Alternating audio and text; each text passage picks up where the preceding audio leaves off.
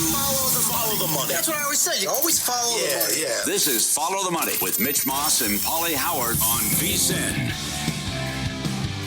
It's good to have you on board. A very busy hour on tap. We begin by going out to the Progressive Guest Line, talk some NFL schedule with Warren Sharp as he joins us on the Progressive Guest Line. His website is sharp.football. You can follow him on X at sharpfootball. It's been a few months, my man. Thanks for the time today. How are you?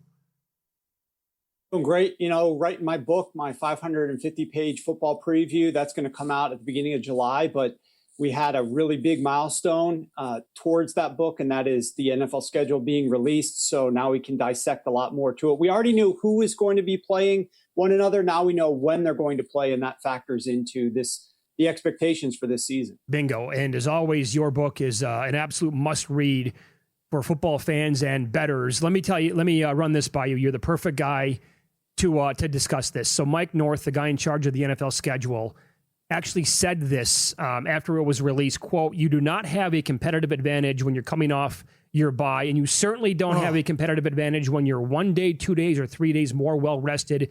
If the data suggests that there is that it's there, we will adjust. We absolutely will." End of quote. Go ahead. Take it away. I mean, the data that I'm looking at shows that it does matter. Look, if you look at teams with 3 to 6 day rest advantage, not off of a full bye later on in the season, week 6 onward of the last decade, they're covering the spread 54.6% of the time. That's a ROI of 4.2% over a 233 game sample. I also could throw out one other nugget to you, and this is a single factor handicap, and that is simply, do you have more than 6 days of rest or less than 6 days of rest if you are a road team? If you're playing on the road after week 6 when rest is more likely to matter. If you have more than 6 days of rest, you are 192, 168. That's 53.3% over the last decade, plus 1.8% ROI. All you're going to do is change it from more rest to less rest than standard. When you go to less rest than standard, you're covering only 47.9% ATS. That's a negative 8.6% ROI. That's a delta of over 10% ROI. To me, that's significant. Anybody who invests realizes your 10% ROI swing is massive. And that's what this is over like 500 game sample over the last decade. So certain aspects of rest matter more than others. But I can ask you just logically, if you're approaching an NFL coach and you say, here's your opponent next week, but if you want to, you can play them with 2 days less rest than your opponent has, or you can play them with 2 days more rest than your opponent has. Every single coach is going to pick to have 2 days extra rest, even if you think that it doesn't benefit you that much, simply because, let's say you get a guy who has a concussion. You're more likely to get him back if you've got extra rest than your opponent. Whereas if your opponent is playing on a short week and they have a guy who gets a concussion, that guy's not playing or injured his calf or anything like that, there's less likelihood that some of the players are going to make it back for the game. So I'm not sure the data that the NFL is looking at to say convincingly rest doesn't matter. But whether you're looking at it with the data that I'm sharing from an ATS perspective, or you're looking at it logically, like which schedule would you prefer? And you guys are out there in the heart of it, out at Circa. Ask any of the bookmakers out there if rest matters. Like, think about this. Let's pretend the Super Bowl, instead of both teams having 2 weeks to get ready for the Super Bowl, one team had 10 days and one team had 5 days. Do you not think that that is going to play a role in the line that they set for the game? Rest obviously does play a factor in every single sport. The question is the degree, but to try to tell people that it doesn't matter so that they can do whatever they want with the schedule is definitely the strategy that they're going with in 2026. Well said. Very good. Who was helped the most and who was hurt the most by the schedule? So the Chicago Bears were helped the most. They're at plus 15 days of net rest. That is the number 2 largest net rest edge for any team since 1990. It's their most in their franchise history. It's a big deal because last year they were -4 in net rest. They were number 29 in my prep and rest rankings. So to move from -4 and ranking 29 last year to move to number 1 this year is definitely a big factor. Late in the season, which is when rest matters more, it logically makes a lot of sense that it would matter more later in the season when more players are dinged up and you have more likelihood to get them back if you're getting a little bit of a rest advantage. From week 11 onward, the Bears have rest edges in 4 games out of 7 total that they're going to be playing, and a rest disadvantage in 0. They're the only team in the NFL that gets that. And does rest matter? Well, let's look at the Bears directly. Has rest mattered for the Bears? Since 2020, so the last 6 years for them, they are 0-9 straight up, 1-8 ATS when playing a game with a rest deficit of at least 3 days. That's a negative 78.8% ROI. However, over that same span since 2020, they are 55% ATS when not playing with a rest disadvantage. That is the 4th best mark in the NFL. So the Bears move from the worst team in the NFL, 0-9 straight up, 1-8 ATS, all the way to the 4th best from an ATS perspective when they don't have to play at a rest disadvantage, and they're not going to have to play with very many rest disadvantages in 2026. So that's a team that was helped the most. The second best team is the Buffalo Bills. They're helped a ton. Their mark is plus 14 net rest. That is the number 1 in their franchise history in terms of being beneficial to them. Team that's hurt the most is the LA Chargers. They are minus 24 in net rest. That's dead last. It is the worst in the franchise history. This is a team that over the last 7 years, we say like things should be balanced. You know, maybe fine, somebody has to bear the brunt of it one year, give them some extra benefit next year. Not for the Chargers. In 7 seasons, including 2026, since 2020, the last 7 years, they've had positive net rest only 1 time. They are going to be playing 7 games this year with a rest disadvantage. That is the most games since 1998 for any team. They're playing 4 teams coming off of a bye. And listen to these teams, guys, as I'm talking about these. The Chiefs, the Texans, and the Patriots are 3 of those 4 teams. And they also play 2 teams coming off of mini buys. Those are the Bills and the Ravens. Think about the landscape of the AFC. You got the Chargers up there trying to compete for an AFC championship. Also competing for AFC championship, the Chiefs, the Texans, the Patriots, the Bills, and the Ravens. All of those teams have edges, either mini buys or full buys before playing the Chargers. So as it relates to like ability to win games despite bad rest or tiebreakers heading into late game situations to decide seeding, these teams have edges over the Chargers. Yeah, that's incredible. Against all of that stiff competition as well as Follow the Money here on VSiN, the Sports Betting Network. Warren Sharp, our guest. The website is sharp.football. Can you explain, and this is one of the first things that I noticed you tweeting about when it was released, can you explain what the league did at the beginning of the year for the Chiefs and also how they set it up for the Steelers? Yeah, I mean, I know Chiefs fans hate me because anytime that I say something that could be remotely viewed as like, hey, pro Chiefs, they think that I'm not going to say the same thing about any other team in the league. I'll call a spade for all 32 teams. It doesn't matter to me. The league set the Kansas City Chiefs up really well to start the season. And that is because they don't know. And Mike North came out and said on record, we're not sure yet if Patrick Mahomes is going to be ready for week 1. And so they gave the Kansas City Chiefs the earliest bye possible, which is week 5. And those first 4 games that you see on the screen, that is the number 1 easiest schedule in the NFL through week 4. Now, some people might say, well, then why did they schedule a Monday night game for the Chiefs in week 1 if we're not quite sure if Patrick Mahomes is going to be there? Because all the NFL cares about is eyeballs. How many eyeballs will we get on our games to maximize viewership? That will allow us to sell our total package for the most amount of money. That'll bring the most money for the league and for all the 32 owners. They said specifically, Mike North came out and said, it doesn't matter if it's Patrick Mahomes or Justin Fields week 1.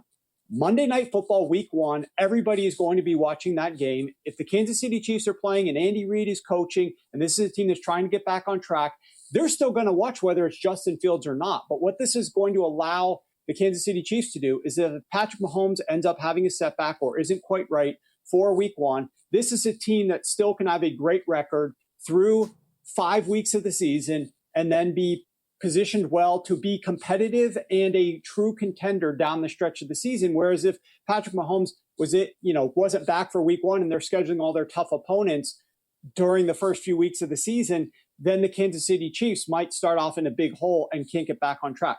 For the Pittsburgh Steelers, the story is a little bit different because they weren't quite sure if Aaron Rodgers was going to come back or not, but they were assuming that he was. What they did with the Pittsburgh Steelers schedule is quite interesting. They gave him a week 9 bye, but those first 8 weeks of the season, it is the number 3 easiest schedule in the NFL for any team. You ask, why does that matter? Well, it matters because the Steelers are more likely to have a decent record in those first 8 games by the end of it through that bye week of week 9. And then what does the NFL have? As you see on the screen right there, Sunday Night Football week 10, 3 more straight primetime, marquee games, starting with Black Friday week 12, Sunday Night Football again week 13, and Monday Night Football week 14. They're in primetime games 4 out of the next 5 weeks after that bye. If the Pittsburgh Steelers were 2-6 at that point in their schedule, not as many people are going to care about what this team does with Aaron Rodgers. But now you got the situation where their schedule, the back half is stacked with tough teams, a lot of games on primetime. If they've got a winning record and it's Aaron Rodgers' swan song heading out the door, can he take the Steelers back to the playoffs in his final run in the NFL? That's going to draw a lot of eyeballs for all of those primetime games. So it's important for them to ensure that the Steelers have a decent record at that point. The way they can do it is by giving them the 3rd easiest schedule through the first 8 weeks of the year. Awesome stuff. I can't wait for July to get here to read the preview book. The website is sharp.football, on X at sharpfootball. Warren, incredible stuff as always. Thank you for the time. Thanks, guys. Yeah. Appreciate it. Be good. There you go. Have a good summer. Join us on the Progressive Guest Line. I'll give you some news that could happen in the NBA. It would change the entire landscape as we know it in college basketball, potentially coming up next.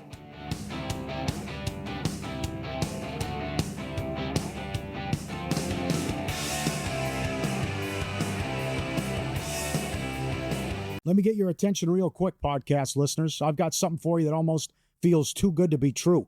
First, credit where credit's due. If you're listening to this podcast, you're already leveling up your betting game. You're riding along with our best bets and top angles. And when there's a good game on, you're getting involved with a few props and alt markets as well. There's one more layer if you really want to step things up, and that's VSiN Pro. I've mentioned it before, but things are only getting better for our pro subscribers. We just rolled out our MLB prop projections, breaking down some of the best edges across strikeouts, hits, home runs, and more. And that's on top of everything else pro subscribers already get, including public betting splits, expert picks, and betting guides across the sports calendar. If you haven't tried it yet, stop sleeping on it. You can get your first month just $9.99 or save big with promo code POD26 on the annual subscription. Hit the link in the description and start cashing in with VSiN Pro. All right, back to the show.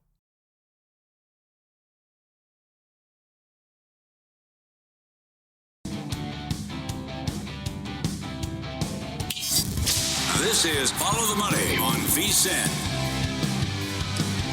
All right, so Paul, what is your reaction to this? Brett Siegel is an NBA reporter for Clutch Points, reporting that the Dallas Mavericks are expected to reach out to Duke head coach Jon Scheyer. There you go. Don't like it. You don't like it for Dallas or for Duke? It hasn't worked out well. College guy coming in to the NBA. I don't like it from a Dallas standpoint. I'm surprised they would do that. Here's what I'll say why it's maybe a good idea. The Captain Obvious thing is he's going to be able to coach Cooper Flagg for the next 15 years. Yeah. But Duke, he has really embraced like NBA analytics at Duke, reading up on his team and philosophy and how they play the game of basketball. And so maybe that transition into coaching Flagg and a team in the NBA would be easier for a typical college coach. He is, by the way, prediction market right now that I'm looking at, around plus 489 if you want to bet a little bit on Scheyer to become the next Mavericks head coach. The short shot is Sean Sweeney.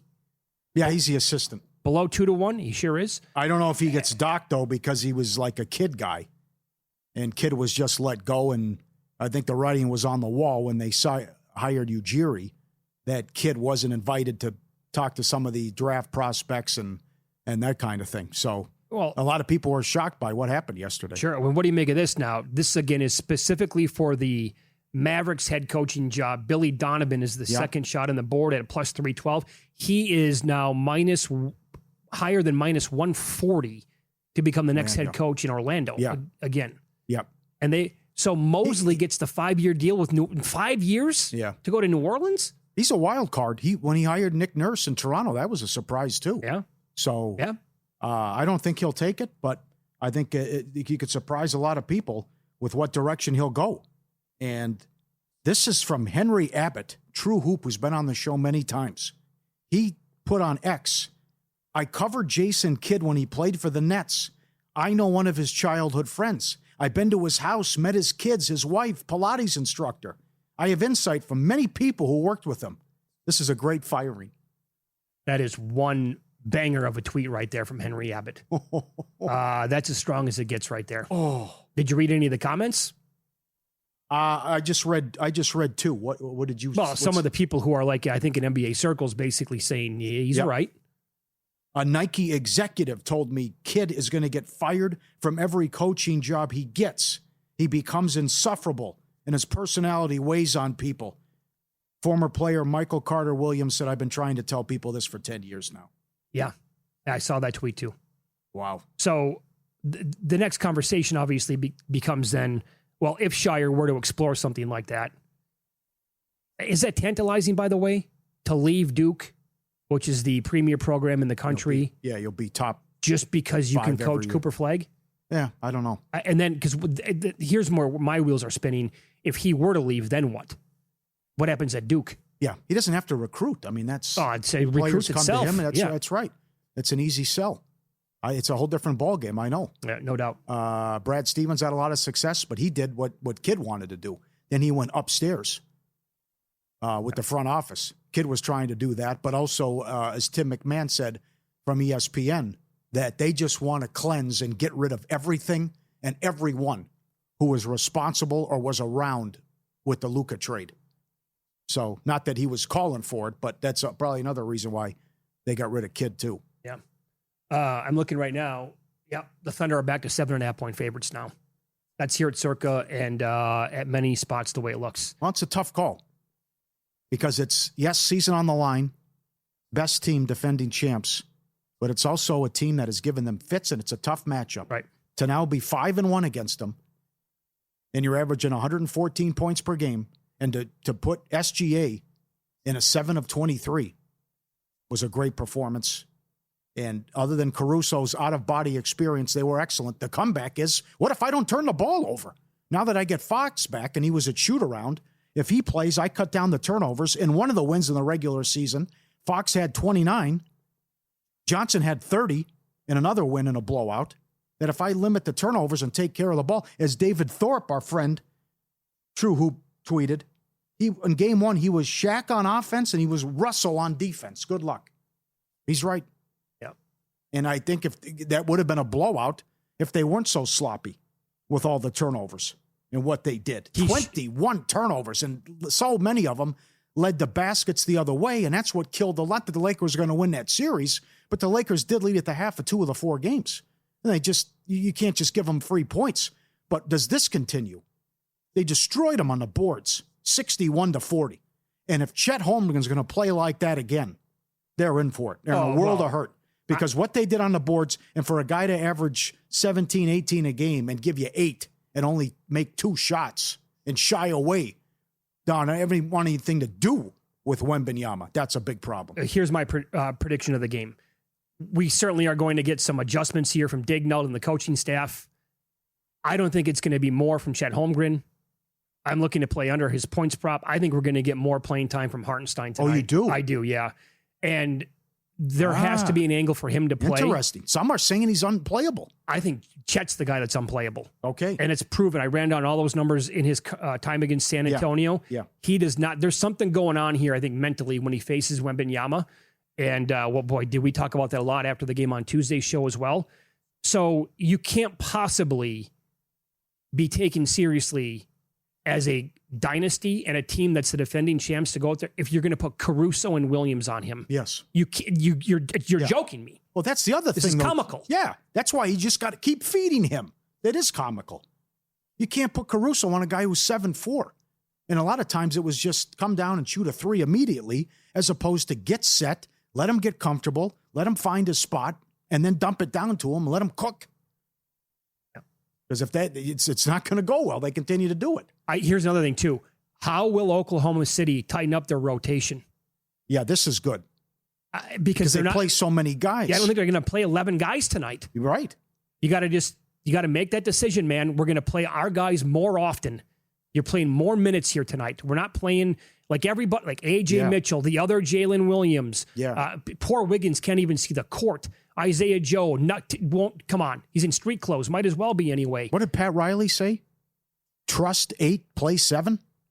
Or trust 7, play 6, whatever it was when he was with the Lakers. Yeah. I mean, that's you made the point earlier that maybe they're too deep. And he doesn't know who to go with. So the positive about Fox coming back is they almost by default have to clean up their turnovers. The big time negative now is, well, the playing time that he's going to eat into for other players such as Dylan Harper potentially. Mm-hmm. Like I want Harper on the court for 40 minutes. I can't tell you how impressed I am with that kid. He's getting better by the day. Well, also I love Fox, and I know he's been a disappointment at times, but when this guy was so good with Sacramento, you have to show up now. And it's a huge to get a win, and he doesn't play in game 1. But this guy's on a max contract. And this is what he wanted to go here. He wanted this. Yeah, he did. He is also playing for his future as well because there's so much talent on his team. And if he has some off games and silly turnovers, then it suddenly looks like about, boy, this contract, I don't know. We're surrounded by 22-year-olds, 20-year-olds. We'll be fine. It's a big series for him as well. So I have the number in my head. Well, I also asked a Las Vegas odds maker today. I asked Jeff Sherman what he would make the game 3 number back in San Antonio if Oklahoma City wins tonight. Yeah. What would you make it? I had it basically a pick 'em. Oh. Okay, I'll say Spurs 1. He made Oklahoma City 1.5. That's if they win the game tonight. Oklahoma City, he wants to open up 1.5 against San Antonio. I think it's going to open up both ways. I think they'll open up a small favorite, and to your point, I think the Spurs will open up 1 or 1.5 at some books, and then it's just like finding its price discovery for the books, and then they'll adjust accordingly. I do not want 43 attempts from 3. No, neither do I. I don't think it's unnecessary. Nope. But also, I love the game plan of letting these other guys make them beat you. And that's why I think Caruso goes over 2.5 again tonight. How things have changed. He is now the favorite for most threes tonight in the game for game leaders. Yeah. And he almost got there in game 1. If Wemby isn't Superman, Caruso cashes at 90-1 most points. Most points. Yes. But there's so much to look at, and we've got into it earlier. Wemby's $7 to win the opening tip. And then who scores the first basket of the game? Sure. Both teams to score in the first minute. How many threes? How many dunks in the first 3 minutes? It's all up there at Caesars. It's incredible. Smarter bets start here, and this limited time offer won't last much longer. Get a full year of VSiN Pro, normally $240 for just $199 when you sign up today. You get 2 extra months for free, 14 months VSiN Pro, less than 50 cents a day. Code PRO. Every best bet, every host, every guest. The real-time betting splits, DK and Circa, AI-powered prop tools, and all the show replays and 24/7 video. VSiN.com/subscribe. Promo code PRO. Get it now. Matt Youmans next. A little bit of everything from him, hockey and NBA thoughts, Yanks Blue Jays, his first Super Bowl future, and a very popular restaurant in L.A. has made its way to Las Vegas. Matt will give you a review of that next.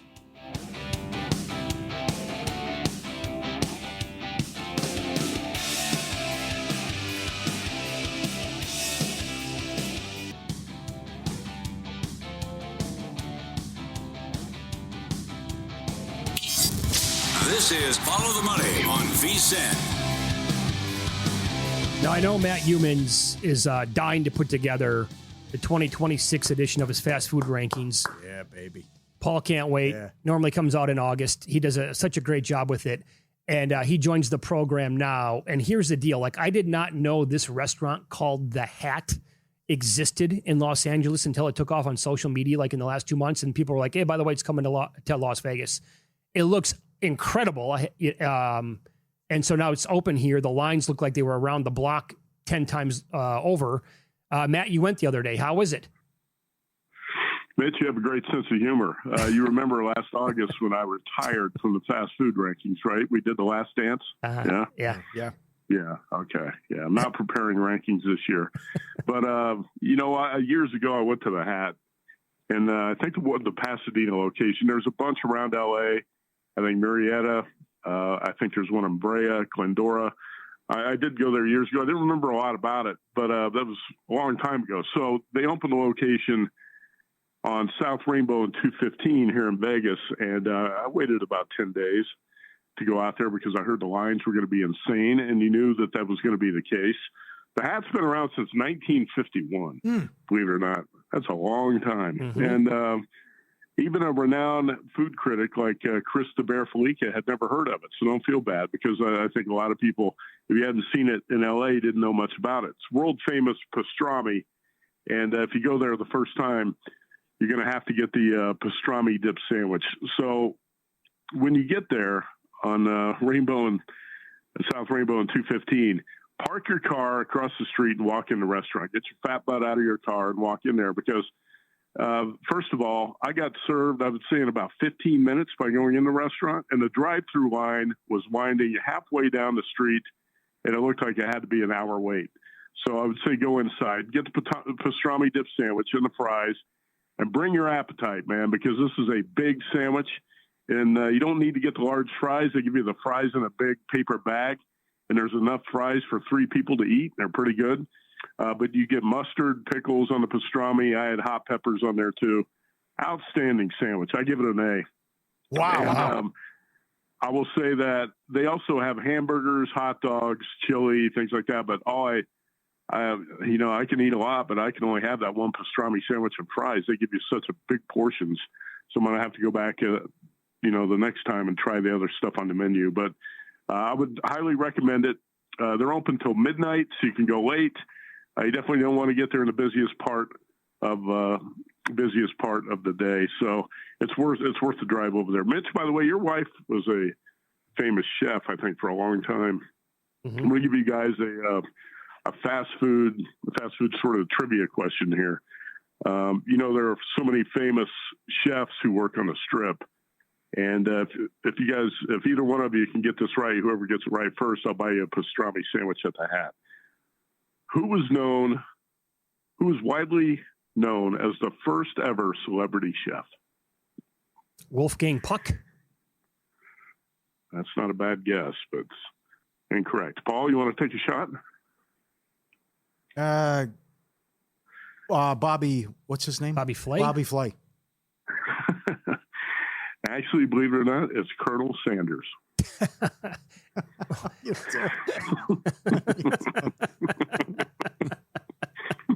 You're a legend. No doubt about it. You're a legend. Yep. Also, we missed the Heart Attack Grill down here as well. They'll be shutting down the triple bypass burger and everything that they had over there. You'd weigh people when they come in. What a mess. The gals dressed as nurses that would serve you. Unbelievable. Thanks for that review. Can't wait to go. What do you think tonight, game 2? Go. Yeah, well, what do you think tonight, game 2, Spurs and OKC? I lean under. What do you think? I would like to watch one of these NBA games where we don't have a sick beat on the side or the total. Yeah. These bad beats are just off the charts. Sunday night, actually, the game was so bad, the Pistons were pathetic against the Cavs. I actually left in the middle of the second quarter and said, I'm not going to waste my night watching this crap. And that's why I drove out to the Hat to try it out, because I didn't want to waste the night watching the NBA game. I'll tell you what, the first game between the Spurs and the Thunder might have been the best game of the entire NBA season. It's unfortunate if you bet the under and it goes over in double overtime, but I thought the performance by Victor Wembanyama is one of those memorable moments. You guys, just like me, remember a lot of Michael Jordan's most memorable moments. And, Larry Bird from the 80s, Jordan from the 90s, that performance by Wemby in game 1, that's something you're going to remember for many, many years. I don't know if the Spurs can come back and play the same type of A game tonight that they played in game 1. And just in general, these NBA games, you're talking about a championship team that lost game 1 at home. You really don't want to bet against them in game 2. I don't want to lay the points with the Thunder because I think this is a legit bad matchup for this team. Yeah. The Spurs have so many athletes, long athletes, and they're very solid defensively, and they cause a lot of problems for OKC on the offensive end of the floor.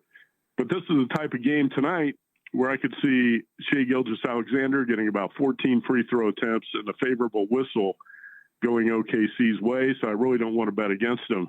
What I played here was under the total of 216 1.5. I think the total might still be right around that number. Let me double check. Yeah, it's right there. You know, at the end of regulation in game one, it was tied at 101, and OKC finished that game with 19 free throw attempts, but that was in double overtime. Tonight, I bet they get more free throws. It might be a slightly higher scoring game, but I think the Thunder get the win tonight. Under the total is the way I want to go, and I think the Spurs have a great shot, obviously, to win this series. They beat OKC 5 times this season for a reason, right? Mm-hmm. 4 times in regular season, once in the playoffs. This is not a fluke. However, I'm not going to jump to conclusions to say the Spurs are going to win the series. I think they will. But again, you're facing a championship team, and the Spurs are still extremely young, and they don't have a lot of experience closing out playoff series like this yet, so I'm not going to jump to that conclusion. But if you ask me today, I'd say Spurs are going to win the series in 7. But it's going to be a long series, and I did bet it over 5.5 games. Host of VSiN Primetime, weekdays 7 to 11. Matt the Hat Humans on the Progressive Guest Line. How about the Western Conference Finals in hockey? What do you think of Vegas and Colorado Game 1 tonight? No Makar. You know, we had Adam Hill on the show last night. Adam covers the Knights and the Raiders, and he said Mark Stone's unlikely to play. I don't know if you guys got any different information today. Is Stone still out as far as you know? Yes. Yeah. Yeah, he's got a groin injury, and I don't know if we're going to see him in the first 2 or 3 games of this series. He was not able to skate on Tuesday, and that was bad news. You have injury issues on both sides here. I think the injury to Stone is very damaging to the Golden Knights' chances. I mean, he's a very important part of their defense. I will say this, Carter Hart as a goalie has really improved. There was one point early in the playoffs where he was shaky, and I thought, oh yeah, I don't know if he's the right guy to have in net. He has been a lot better recently. I would feel a lot more confident in the Knights' chances if they had the captain Stone out there, but with the groin injury, that's not going to be the case. Avs have had a week off. I'm still going to say this is a long series. Adam Hill said Avs in 6. I could go along with that. I think it's going to be 6 or 7. But I'm not going to discount the Knights' chances like a lot of people are advancing the Avs in the bracket, and I feel like it's not going to be a big deal. You know, you guys realize since 2018 when the Knights came into the league, they have the most wins in the postseason of any franchise. They got a lot of winners on this team, and Hart's playing better. Tortorella's made a difference as coach, and I think this is going to be a really long series. Very good. Good pitching matchup tonight, Blue Jays, Yankees. Savage goes against your guy, Cam Schlittler here. What do you make of the matchup? I played this under 8 last night, put it up on the VSiN Pro page. I played a little under 4.5 in the first 5 and under 8 for the game.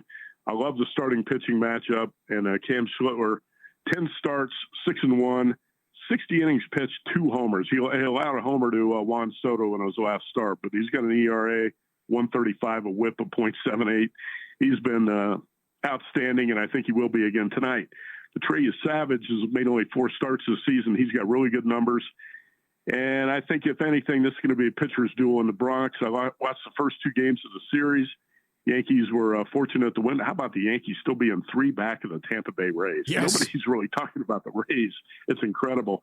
But I think the under is the best way to go in the Bronx tonight. Very good. In about 90 seconds here, I read your story today. It's up at vsin.com. You made your first Super Bowl future. Tell everybody who it is. Yeah, I did. And I didn't go with a long shot.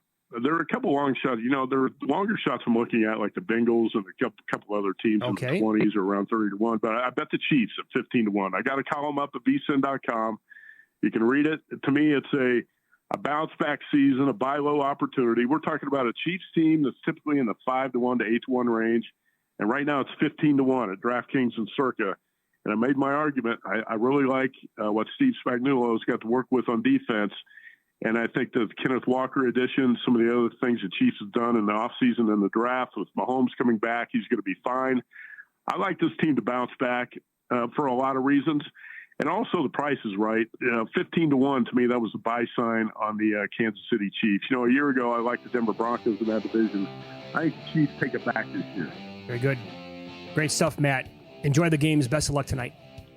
All right, you bet. Thanks. Thanks. Looking forward to the rankings. Yeah, can't wait. August sometime, I'm guessing? Yes. All right. Our best bets coming up in Pocket Plays on Follow the Money. It's VSiN, the Sports Betting Network.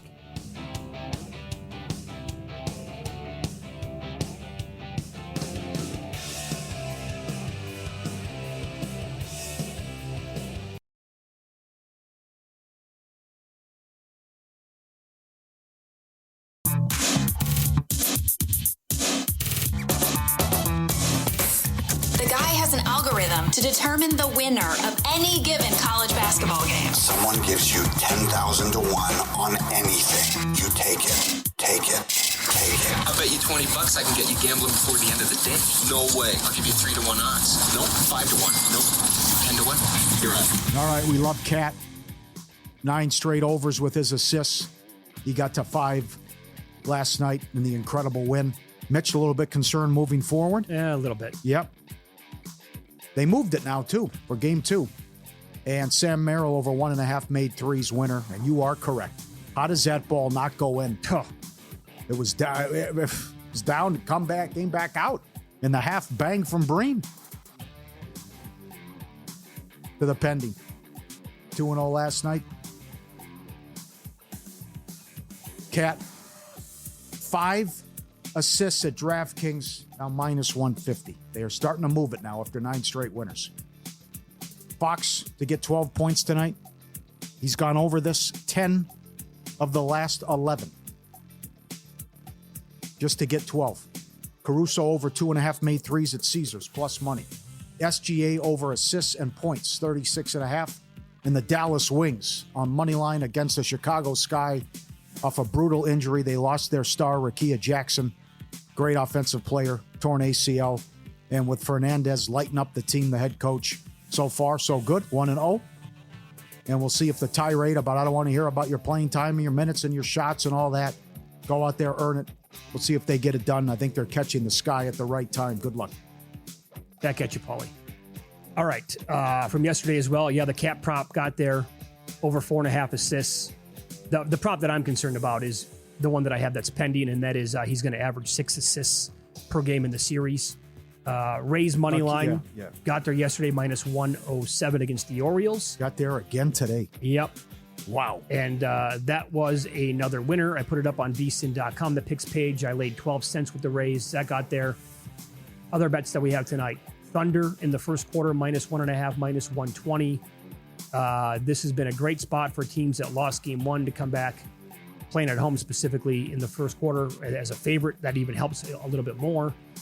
I'm on the Mets National game over 9.5. They just started right now. They're underway in the top of the first, the way it looks. The Nationals just, every day the way it seems. Bad pitching, and the offense is absolutely legit. I mentioned this earlier today when we talked some Major League Baseball. I'm going to go Schlittler under K's tonight. I'm taking a walk on the wild side with him because the Blue Jays are absolutely elite. They're the best team in Major League Baseball at not striking out. It's not so much of his history against the Blue Jays because it is such a short sample size, but he did make 2 starts last year against Toronto, and neither one of those went well for him. I'm also on Michael Wacha. You can find under 4.5 right now, minus 105. Only has like 7+ Ks per 9 on the year, and opposing pitchers are on an 18-3 underrun against the Red Sox. They've been very good at limiting the strikes. And we'll go a little pizza money tonight. Well, we'll call it a quarter unit for the sake of this segment. Yeah, play it. Fox, first basket 8-1. Castle, first basket of the game, plus 750. Wemby, 10-1 in the playoffs with the opening tip. You said he's $7 tonight as the favorite to get it, and 60-15 winning the opening tip on the year. Some new stuff I found today at Caesars. First made field goal for the Spurs. Made 3 plus 230, made 2 minus 380. Will there be a dunk in the first 3 minutes of the game? No, minus 170. 1 plus 120. Total points in the first minute. 0 to 2 plus 170. 4 plus minus 160. 6 plus 350. Oh, the instant gratification. Move over, goal in the first 10. Well, if you make way for this. Yeah, if you give me a second, I'm going to be able to find the method of the first basket and probably blow your mind. All right. Looking forward to it. Sharp plays? Or Daily Diamond. Thank you. Looking for an edge in baseball betting? Check out the VSiN Daily Diamond. Sharp daily baseball betting. Inside all season long. Jensen Lewis and Dave Ross break it all down. Lines, totals, props, and futures. Subscribe to the VSiN Daily Diamond wherever you get your podcasts. And while you're there, search VSiN for the full podcast lineup. Everything from the NBA, college sports, horse racing, and more. VSiN, we are the sports betting network. Okay, so just pops up. FanDuel, the very first method of the basket. Scored tonight. Cason Wallace dunk is 80-1. Case and Wallace free throws 125 to 1. Man. You can bet a Chet Holmgren layup at 35 to 1. You can bet all of them. I'm just rattling off the random ones. A dunk by De'Aaron Fox is 250 to 1. So I like Fox. I have him. Yeah. But if you want to bet a De'Aaron Fox free throw, that's 100 to 1. You want to throw some other players at me? I got the whole list right in front of me right now. A Lou Dort 3 is 16 to 1. That's it? I need more than that. Oh, man. A dunk by Victor Right? Yeah, sure. 15 to 1 Yeah. on a dunk by him. Okay. Not bad. This is great. A Wemby 3 is 22 to 1. I don't hate that either. That's good. So much of the last 2 nights have been talking about the bad beats, and rightfully so, and the historic collapse by the Cavs. So if you had the Cavs +7, it's an all-timer. To be up 22 with 7 minutes left, and you can't cover 7. And again, you never want the dog in overtime. And then the game goes over. Game 1 of the Spurs, you need a double overtime, and then what happened last night. If you have Cavs money line, it's a killer. That's right. But the other end of things is what happened for a better at BetMGM. Yeah. He had 775,000 on the Knicks, and he laddered them. 75,000, he laid 2.5. 350,000, he laid 3.5. 185,000, he laid 4.5. 95,000 on 5.5. 70,000, 6.5. He sweeps the board. I mean, what is this guy doing today? What? Probably back at it again tonight. I can't. I'm sure the tweets are going to get there before tip time. There is just, you had no business winning any of those. No, of course. And you swept the board. Yeah. You should have been out 775. Does he watch the entire game? Is he one of those shutting it off like you, renting a movie? You shut it off. You're yeah. going to lose $1 million almost. You shut that off. You're down 22. Yeah, you're going to sit there and watch it with a smile on your face? Oh, man. This is so good also earlier for today, and I want to tie it into some comments after the game. This is ESPN Cleveland, Tony Rizzo. He's on the show tomorrow. He was talking about Atkinson, how you have to own this and just say, I blew it. Because after the game, Atkinson said, I'm proud of the way we played. It was an all-time collapse. This has never happened before in the history of the NBA playoffs or regular season, with a lead of that up 22 plus with 7 minutes, and you lose the game by double digits. Here's Rizzo. What was Kenny Atkinson doing last night? What is that? I don't know if I'd let him coach tomorrow night. What was that? Then, dude, Kenny, I'm going to say this, and you messed up. You messed up. You got to own it. You got to own it. You can't come out and tell me that you didn't adjust right. The guy torches your 38-year-old guard. You never stopped, no timeouts. You coached a game last night, and I could argue you cost your team a W. Yeah. 44-11 run to end it. Wouldn't call it time. It's 2 use it or lose it timeouts. The Knicks hit him with an 18-1 run in a span of 4 minutes. Doesn't set the offense. You're coming off a 7-game war, short turnaround. Could have helped out there as well. And then you wouldn't take Harden out of the game, and they are hunting Harden like I've never seen a team hunt a player before. And historical what they did to target him 9 times and get, 17 points out of it. And Tony Rizzo is the man who just came back to do his radio and TV show from a heart attack, thought he was going to die. Yeah. Doctor told him if he waited 45 more minutes, he would not be here today. He's on our show tomorrow, longtime friend of the show. I can't wait to ask him, Tony, is he aware of what you do for a living? Did he see the videos? Did he watch your show at all? Screaming. And what is he telling you, like after that game? Uh-huh. Is he saying, you can't go nuts? You can't be yourself, Tony, on the air because you just had a heart attack and I can't promise that you're going to survive this stuff again. I was surprised with watching the clips today, too, with the tirades. You gotta take it easy now. Of all, for every imaginable outcome in that game, for it to go like that on one of his very first shows back after a heart attack. Yeah. Only in Cleveland. Yeah, and as he said, it's right up there with the fumble, the drive, and the shot, Jordan over Elo. He was there for all of them. I stand by it. Come on, it's only happened. It only happened once in NBA history. Yep. And the Clippers were down 24 against Memphis in the fourth quarter. By the way, I got your back, Cleveland. I have from day one. I have said that you are the most tortured fan base in the entire country. It gets worse. Add that to the resume. Minnesota has a good case. Buffalo has a good case. We got a great case. Cleveland takes it for me. Vikings have lost 9 straight championship games, I think. 9 NFC championship. The Cleveland Browns moved to Baltimore, and the Ravens won 2 Super Bowls. Yeah. I got the trump card. Yeah. Stay tuned. It's Femi Abebefe along with Will Hill tonight. They'll take you through the entire live betting evening that we have in VSiN primetime for the next 4 hours. Best of luck tonight.